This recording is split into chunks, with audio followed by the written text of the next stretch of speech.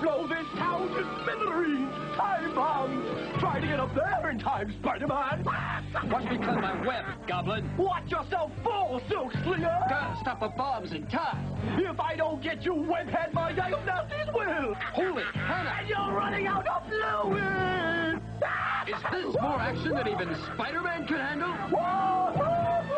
Spider-Man, a video game from Parker Brothers, the ones to beat. Hey everyone, the amazing Atari Aficionado here. Cheers. So I just first want to start by saying thanks for clicking on this video. And thanks for watching it. I got a great episode for you today. Now, I do have a little bit of bad news, but it's ever so slight bad news. So, the bad news is this is going to be the last new Atari Aficionado episode for a little while, because I'm going to be focusing on other projects this crazy Halloween-y month of October. That is why I have that there. But don't fret, because I have some awesome stuff on the way. So, and as a bonus, before obviously I show the episode, I figured I'd give you just a little taste and a little sneak peek at some items that will be popping up and that I will be talking about more once the new episodes start up. I'm not planning on breaking the Atari Aficionado series into seasons or anything like that. It's just going to be sort of just a consistent show where I just show Atari stuff from now until the end of time. But I guess you could almost say that this is sort of the end of Season 1 if there was to be an end to it. Because then when I start up the videos, I have like all new crazy stuff. So anyway, enough with the chit chat. I know what you guys came here for. You came here to look at some cool, awesome Atari stuff. And I'm going to deliver all that. So I'm not going to say a whole lot. I'm just going to let the items do the talking. So... oh boy, look at that. King fucking Kong. Right? And this is by Tiger Vision. So, you guys have this to look forward to. That'll be a fun one. Some of you may have seen this one before.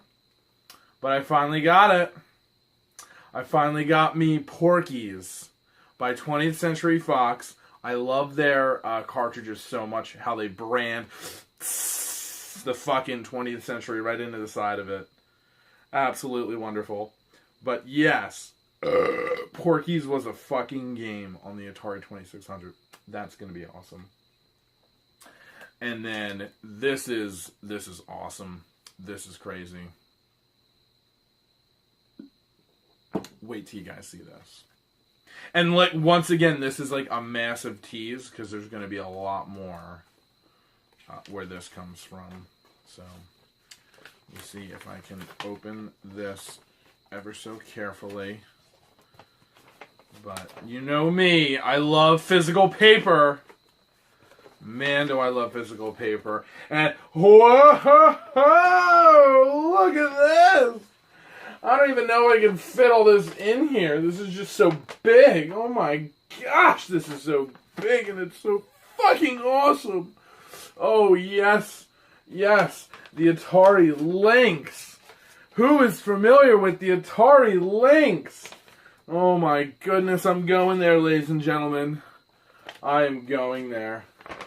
So I hope you guys are ready for the new episodes, because I know I am. I know that I am stoked for the new episodes. And I'm sorry you're going to have to wait for them.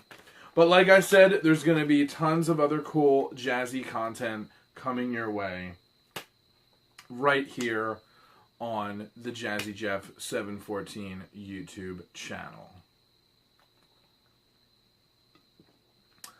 So anyway, I guess it's time to get you guys to the regularly scheduled program. But before I do, just gonna show you guys one more thing. What the fuck is that? The fuck is that? What the fuck is that?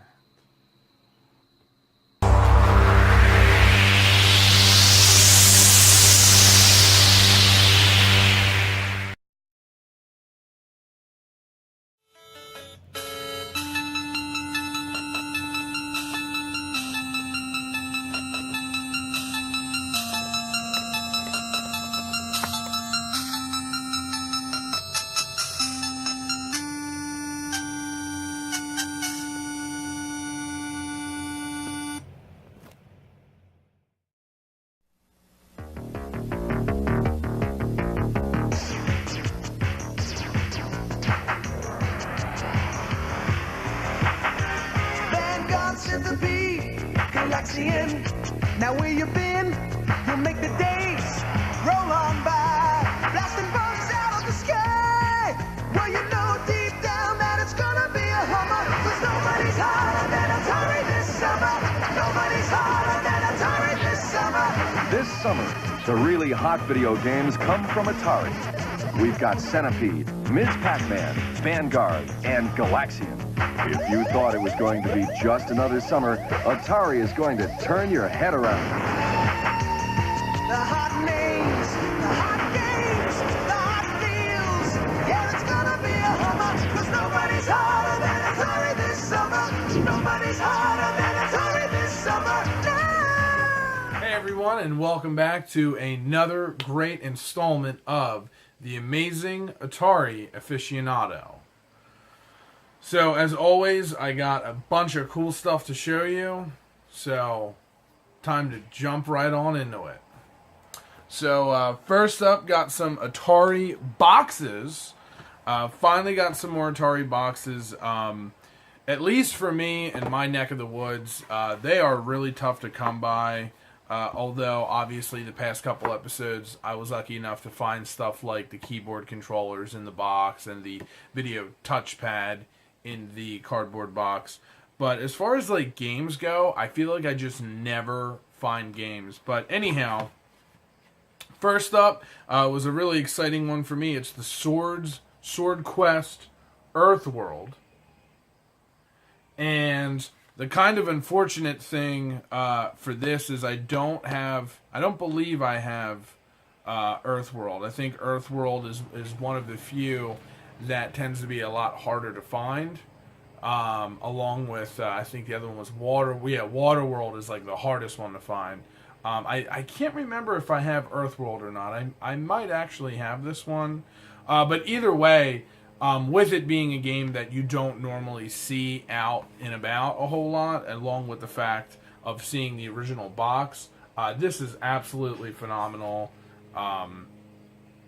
Armed with a comic book and 16 magical objects, you descend into a fantastic world below the earth. Your quest is for clues that are pieces of a mysterious puzzle. Solve the puzzle to win prizes.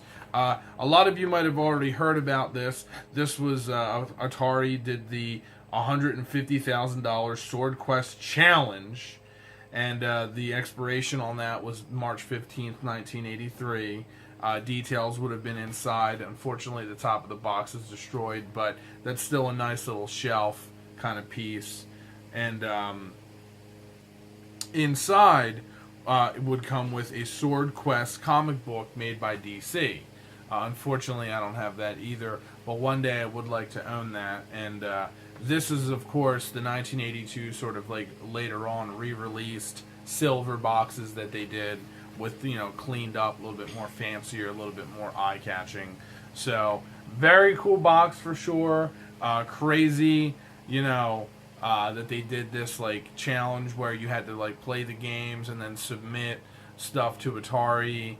and certain winners would get picked. But unfortunately, as a lot of you might have known if you ever did research or watched other YouTube videos that talk about this topic, Atari obviously went bankrupt, so they were not able to continue a lot of these contests that they promised, which was really unfortunate. There was another one. There's a game called Name This Game, I believe it's called, and it got the name of that game is Name This Game because it never got a name because that contest also expired before Atari completed it. So there's literally a game that does not have a name. It's so crazy. Up next is Moon Patrol. I do have this one, I know for a fact, because I just picked it up. This was a recent pickup in one of my last videos. Obviously, you literally are a dune buggy driving on the moon. And for once, the artwork matches up with what's happening in the game and what the game looks like. Obviously, there's a lot more detail here, but I just love this so much. It's so cool looking. I feel like I never see any Moon Patrol boxes, at least in my neck of the woods. And it's in really good condition. Had to tape the top a little bit, but otherwise, at least it still has the top. So that's pretty cool. 1982. And there you go. Moon Patrol, a visual knockout. Electronic Games Magazine gave it that. So that is absolutely incredible. Alright, and then finally the last box that I have is Galaxian. This game, I don't know offhand if I have. I don't believe I do. I'm pretty sure I don't. But once again, another really good condition box. Of course, I had to tape the top a little bit, but helps to keep it together and sealed. There's nothing inside of any of these boxes, but they just look so cool. I mean, this is going to look great on a shelf, once I get some things, put together. There was also a comic book from DC. Got the yawns. It was also a comic book from DC that went in here. And obviously, I talked about DC Comics / comic books in a few episodes ago with the Yar's Revenge comic that I have. So, there you go. An arcade favorite for use with the Atari 2000 series systems and the Sears Video Arcade and Video Arcade 2 systems. So there is the back of that. And then one other cool thing to notice is it still has the Sears price tag on there. So this was $32.99 when it first came out. So I mean, it's crazy to think that like such a simple game would have been that much money originally. However, there might have been sales and stuff at this point. 1983. There you go. So, very cool. Alright. Up next, since the theme is comic books, I actually have some comic books to show you here. Now, keep in mind, I'm not going to show you every single page of the comic. I'm not going to sit here and read the comic book, or else this video would be about an hour long. But I figured I would show them as much as I can and explain them to the best of my ability. So, here we go. Obviously, like I have explained in past videos, as well as in this video, referring to the DC Comics mini comics that came inside the Atari, aside from all of those came Atari Force. So, normally, Galaxian got its own comic book, Yards of Revenge got its own comic book, apparently, Swords Quest had a comic book. So, all these different, series had comics in order to kind of give more story, give more depth to the background of a lot of these games. And I find it very, very interesting, that like DC was the one to kind of get the agreement for that, because Marvel's always been a pretty big contender in the comic book market, but there's no mention whatsoever, and there's no history of Marvel really doing anything as far as like with video games, as at least with Atari. Yes, there was some Atari video games like Spider-Man and stuff like that, but for the most part, you know, DC Comics were still a big contender at that point. So DC came out with Atari Force. Now Atari Force, I have a little cheat sheet right here.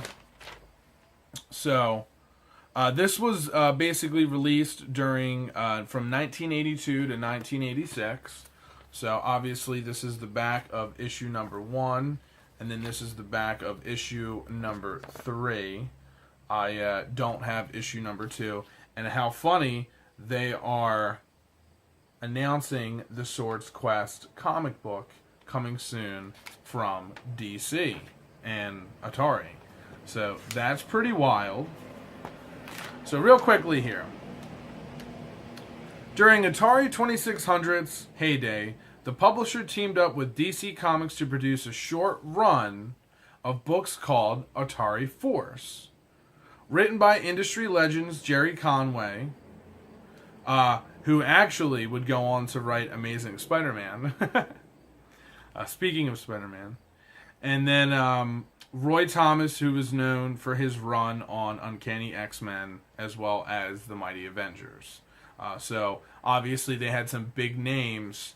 A lot of hard work was put into these comics. Obviously, there was other comics like Defender, Star Raider, Galaxian. Over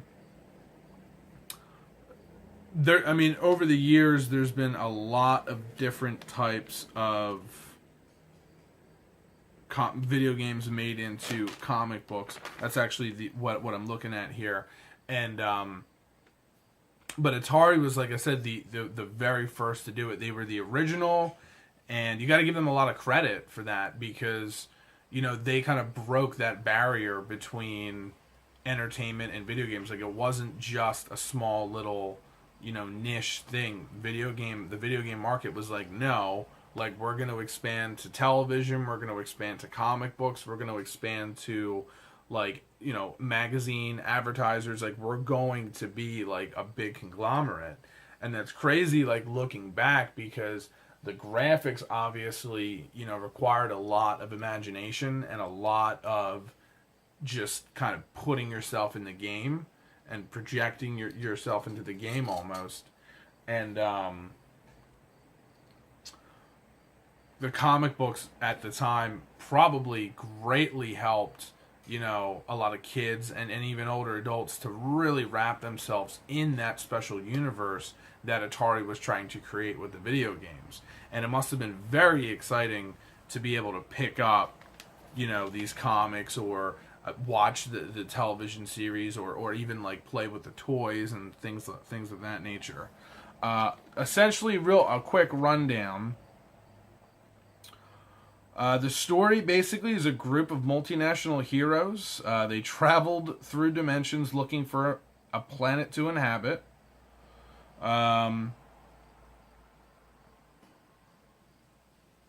And Earth was facing an ecological devastation, of course. When is it not? Basically, the comics tied to a variety of Atari's trademarks and became so popular that they spawned a short-lived monthly series still sought by collectors to this day. So, there you have it. The Atari Force comic actually came full circle when it inspired the creation of a coin-op arcade game called Liberator. Characters in the game were pulled from the comic, which had originally been created to showcase Atari games. So that's essentially what I was just saying, showcase to market and to also just expand the brand name. Another really cool thing is they're all wearing, obviously, the official Atari logo on their outfits. So it's very funny and just kind of cute. And I just, you know, the Atari logo just pops up constantly throughout the comic. There's a building shaped like it. And, you know, it's just like any other comic book, you know, except it's smaller. Because, you know, a lot of these comics probably came packaged, you know, inside of a game, or they might have been sold, you know, at the store or at the newsstand, so they wouldn't take up a lot of space. You know, they probably had them, miniaturized. But I'd say most of these probably came inside of a game, unless maybe there was some loose ones that were sold at one point. I mean, I don't see barcodes on anything, so I don't believe that these were sold separately, but you never know. They might have done a special limited run later on down the line. But you guys get the point. And then I'll flip through this one here real quick. So this is issue number 3 that I'm showing now. And this one's not as banged up as that first issue.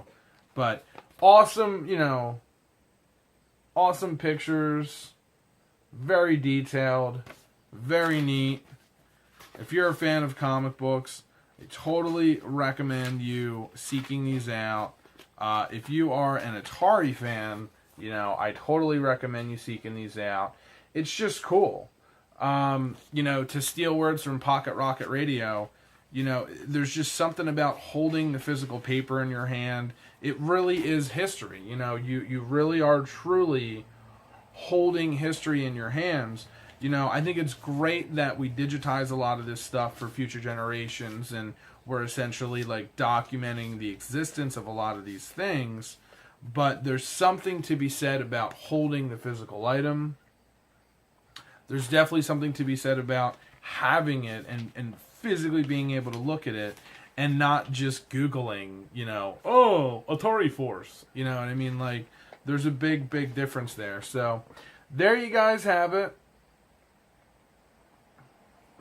I didn't necessarily have a lot to show you, but I had a lot to show you within the pages of these comic books, and obviously I had a lot of information for you in this episode. Obviously, I came prepared, and hopefully this wasn't like overly boring for you guys. So, anyhow, that is that. Those were the cool Atari items for this episode. I did not have any recent pickups. However, I promise that in a future episode, I should definitely expect pickups, because I'm currently working on getting a lot right now. So, thank you guys as always for watching the amazing Atari Aficionado. I appreciate it. Have a great rest of your day.